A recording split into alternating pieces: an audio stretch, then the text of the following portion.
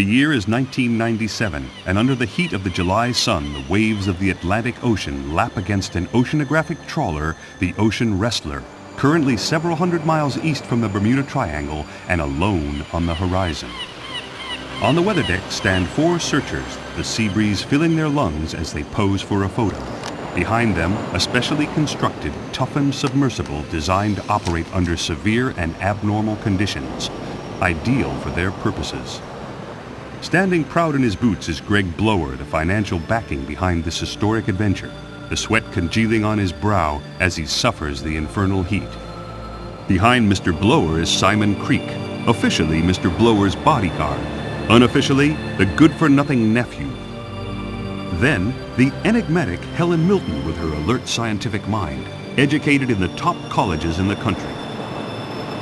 Finally, Professor Caldwell, world-renowned archaeologist, considered to be a fruitcake on the hunt of a lost cause by many in the archaeological community, but in his heart and mind, he knows the many clues and legends he has followed will prove true in the end.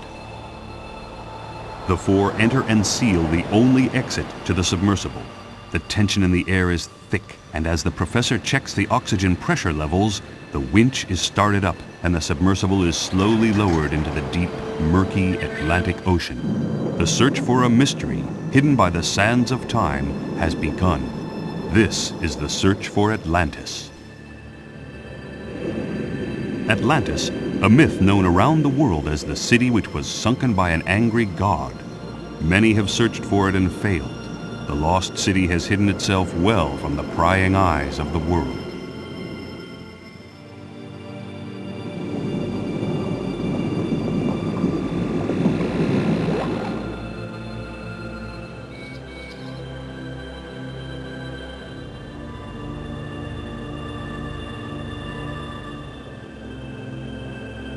As the submersible descends fathom after fathom, Helen watches the instruments act quirkily. It started with a twitch here and there, then some unbelievable readings. Looking at his chronometer, the professor smiles to himself. A quick warning about an abnormal magnetic field puts Helen's mind at rest, but agitates Mr. Blower and confuses Simon.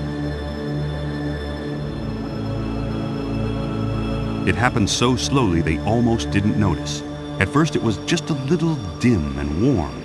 Then as the sleek yellow submersible continued into the magnetic field, it got brighter and brighter and warmer and warmer. Then Simon noticed a fish, a big fish, a glowing fish. He pointed it out to the professor, who smiled and said it was a prophetic dolphin, reciting a passage written by Christopher Columbus, who spoke of mystic glowing creatures making ethereal noises and guiding them through dangerous waters.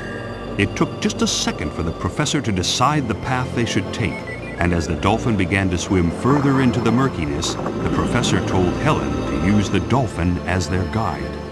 This drew more than a raised eyebrow from Mr. Blower, who was expecting a well-choreographed scientific mission.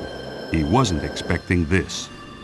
Guiding the submersible through the silence of the seabed, leading them right to the center of the magnetic field, Helen watched the radar as many other curious dolphins began to surround them. Helen smelt the burning electronics of the guidance console and knew they were going to crash.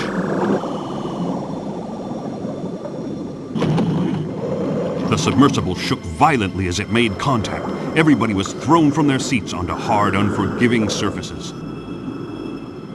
In the dim light from outside, Mr. Blower searched for his cigar lighter, constantly muttering insults at the professor. A hull-ripping creak shuddered through the small craft as it finally came to rest. Simon found Mr. Blower in the darkness and helped him to his feet. Meanwhile, the professor was both thanking and praying to the gods. Helen piped up with a status report, her fingers trying the dead controls to no avail. Most of the electrics were gone and the hull was taking on water. Then the professor suggested she should try the outside lights, as they had their own power supply. There it was, the professor's holy grail and Mr. Blower's unique business opportunity, Atlantis. In London, several days later, and in the middle of a snowstorm, a newspaper editor waits.